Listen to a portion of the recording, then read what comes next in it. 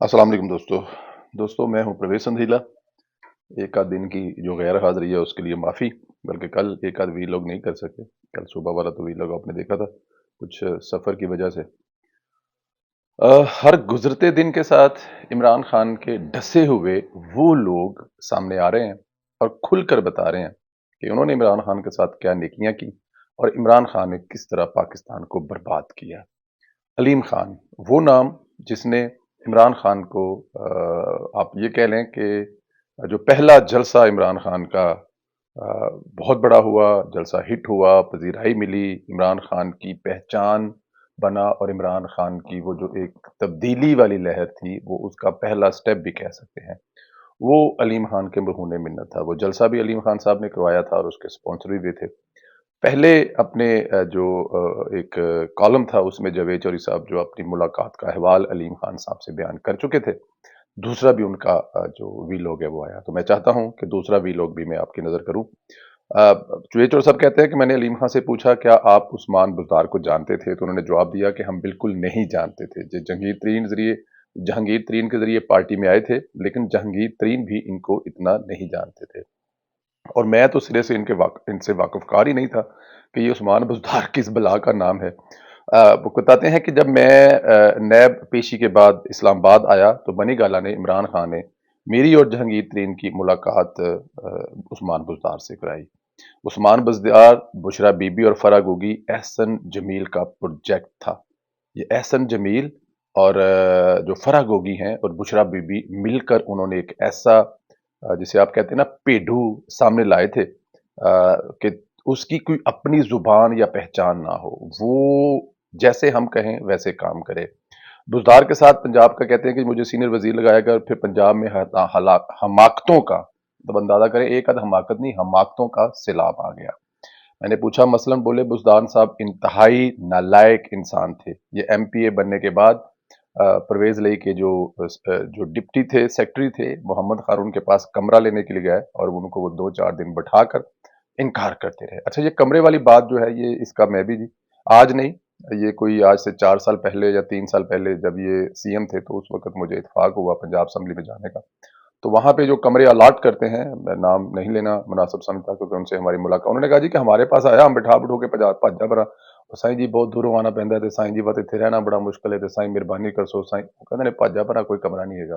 तो ये बात बिल्कुल ठीक है। बुजदार शुरू में हर चीज को हैरत से देखता था। सीएम ऑफिस की छत शीशे की है और ये ओपन एबल है, ऊपर से छत जो है वो खुल जाती है।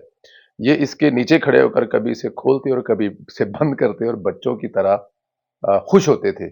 अब मुझे यहाँ पे ये था कि अलीम खान से भी ये भी कह देंगे कि बच्चों की तरह तालियां भी बजाते थे, लेकिन शायद ऐसा नहीं करते थे।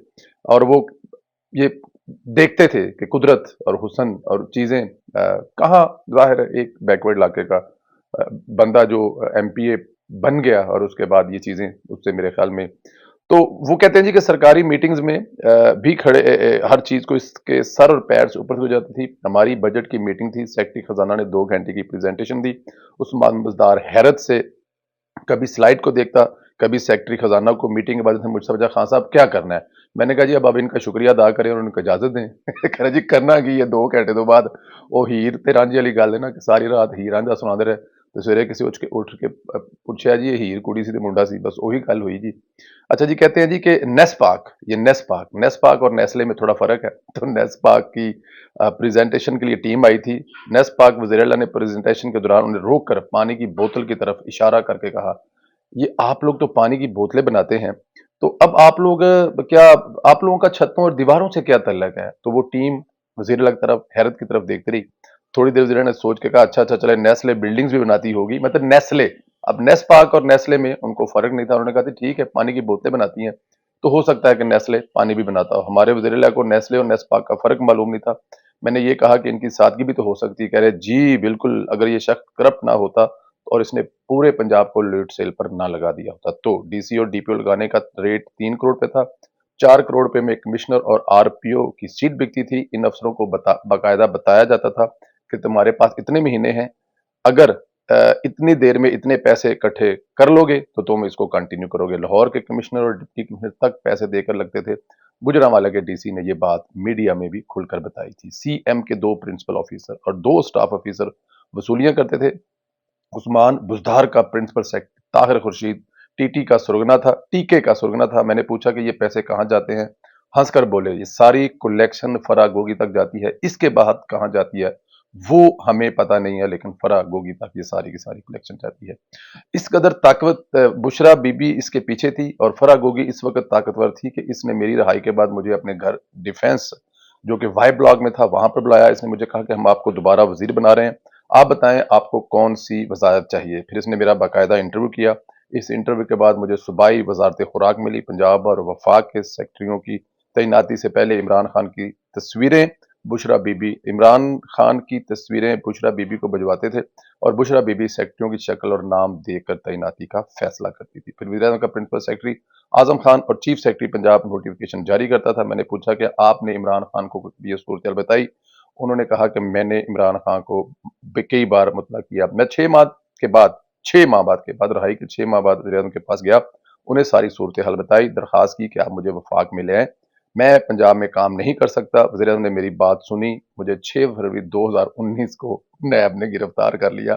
میں 100 دن حراست میں رہا۔ انہوں نے کہا جی وزیر اعظم کو بتانے کی سزا مجھے یہ ملی کہ تم پنجاب کی کرپشن کے حوالے سے گفتگو کرتے ہو، بات کرتے ہو، تو ہم تمہیں بتاتے ہیں کہ کرپشن کوئی نہیں ہوتی۔ اچھا جیل میں آپ شباز شریف کا واش روم استعمال کرتے تھے؟ انہوں نے کہا جی جیل میں جو واش روم انہوں نے کہا جی بالکل ٹھیک ہے۔ میاں صاحب نے وہاں پہ میاں صاحب کو پتا تھا کہ انہوں نے اب آتے جاتے رہنا ہے، تو انہوں نے اپنے لیے وہاں پہ علیحدہ سے واش روم بنایا تھا، جس کی ٹائلیں اور کبورڈ میاں صاحب کے گھر سے آیا تھا۔ اور یہ میری خوش قسمتی ہے کہ ان دنوں میاں صاحب جیل میں نہیں تھے اور میں وہ واش روم جو ہے وہ استعمال کرتا رہا۔ مجھے عمران خان سے بڑا گلہ بھی یہی ہے، یہ بے شک مجھے وزیر اعلیٰ نہ بناتے، یہ مجھے وزارت بھی نہ دیتے، ان کا اختیار تھا، لیکن انہیں مجھے جیل میں نہیں ڈالنا چاہیے تھا۔ میری اتنی خدمت اور وفاداری کے بعد یہ میں ڈیزرو نہیں کرتا تھا۔ میں نے نون لیگ اور پیپلز پارٹی کے لیڈروں کو گالیاں تک دی، لیکن انہوں نے میرے ساتھ ایسا سلوک نہیں کیا۔ لیکن جس کے لیے میں نے اپنا سب کچھ داؤ پر لگا دیا تھا، اس نے جو میرے ساتھ کیا وہ سب آپ کے سامنے ہے۔ یہ ظلم ہے۔ علیم خان جذباتی ہو گئے، کمرے میں خاموشی چھا گئی۔ میں نے پوچھا کیا آپ رہائی کے بعد خان صاحب سے ملے؟ ان کا جواب تھا جی میں ملا۔ ان کا کہنا تھا کہ ڈی جی آئی تمہارے خلاف ہے۔ میں نے ان سے کہا کہ خان صاحب ڈی جی آئی سے میرا کیا لینا دینا ہے، ڈی جی آئی میرے خلاف نہیں ہے، آپ اپنے دائیں بائیں دیکھیں، آپ کو جواب مل جائے گا کہ میرے خلاف کون ہے۔ لیکن انہوں نے میرا کیس انہی کے کھاتے میں ڈال دیا۔ میں نے پوچھا کہ آپ کے دور حکومت میں آخر حکومت کون چلا رہا ہے؟ یہ بولے بشرا بی بی، فرا گوگی، ایک بزنس مین جنرل فیض، ہماری ساری حکومت یہ تھی۔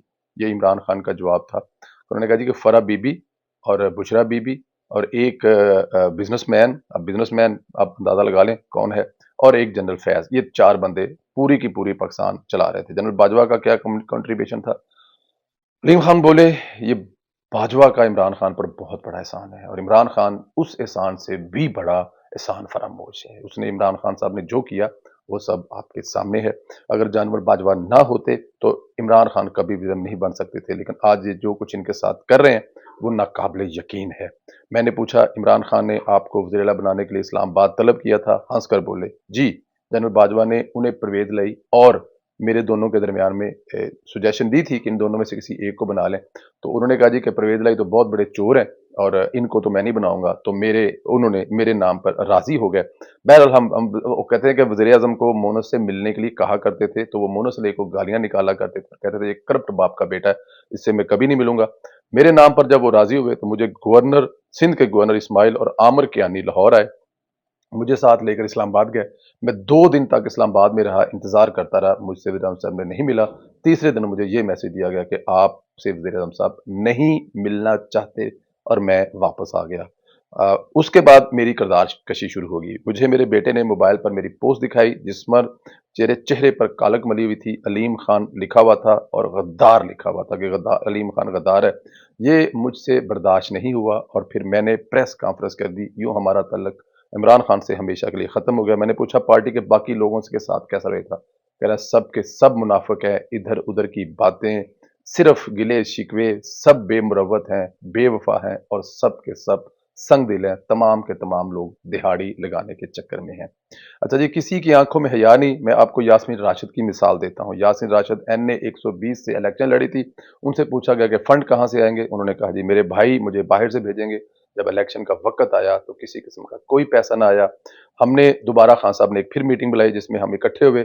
جہانگیر ترین نے 2 کروڑ، میں نے 1 کروڑ، چوہان نے بھی کنٹریبیوٹ کیا 50 لاکھ کا چیک، جمشید چیمہ نے دیا جو کہ بعد میں بھنس ہو گیا، ان کو نہیں ملا۔ الیکشن ہو گیا، لیکن میڈم یاسمین نے 1 روپیہ اپنا ذاتی الیکشن پر خرچ نہیں کیا، اور حال یہ ہے کہ انہوں نے جہانگیر ترین اور میرا کبھی آج تک شکریہ ادا تک نہیں کیا۔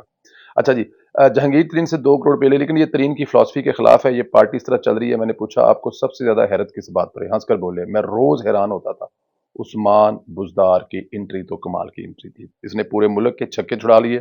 ایک کمال تھا جس میں روزانہ حیران رہتا تھا، ہم الیکشن سے پہلے پشاور جا رہے تھے، میں گاڑی چلا رہا تھا، عمران خان ساتھ بیٹھے تھے، عمران خان نے موبائل دیکھتے کہا علیم خان تم ایک لسٹ بناؤ، میں ان لوگوں کو وزیر بنتے ہی پھانسی لگا دوں گا۔ میں نے کہا نام بتائیں، وہ نام لکھواتے چلے گئے، 10 لوگوں کی لسٹ بن گئی، لیکن جب ہماری حکومت بنی تو لسٹ کا پہلا نام عمران خان کا سب سے بڑا دوست تھا۔ جن لوگوں کی عمران خان نے پھانسی دینے کے لیے لسٹ بنائی تھی، اس میں جو پہلا نام تھا وہ عمران خان کا سب سے اچھا دوست بن گیا تھا، اور یہ ہم سب کا سفارشی بھی تھا، ہماری وہی سفارشیں کرتا تھا، ہمیں وہی ملنے کے لیے آگے لے کے جاتا تھا۔ باقی 9 نام بھی خان صاحب کے دوست بن گئے، اور ہم لسٹ بنانے والے عمران خان کے دشمن بن گئے۔ وہ کیا بات تھی ہمارے خان صاحب کی! خان صاحب کہہ رہے ہیں کہ اس بات پہ میں روز سوچتا ہوں کہ یہ خان صاحب نے ہمارے ساتھ کیا کیا ہے، لیکن خیر اس طرح کی چیزیں جو ہیں یہ روز آپ کو آتی رہیں گی، آنے والے دنوں میں بھی آپ کو نظر آئیں گی۔ عمران خان صاحب محسن کش ہیں، اس میں کوئی شک نہیں ہے، لیکن تھوڑے دنوں کے لیے عمران خان صاحب کی ہوا اور ہے، اس کے بعد عمران خان صاحب ہسٹری کا وہ پنہ بننے جا رہے ہیں جو ڈھونڈنے سے بھی نہیں ملے گا۔ اپنا خیال رکھیں، اجازت دیں، خدا حافظ دوستو۔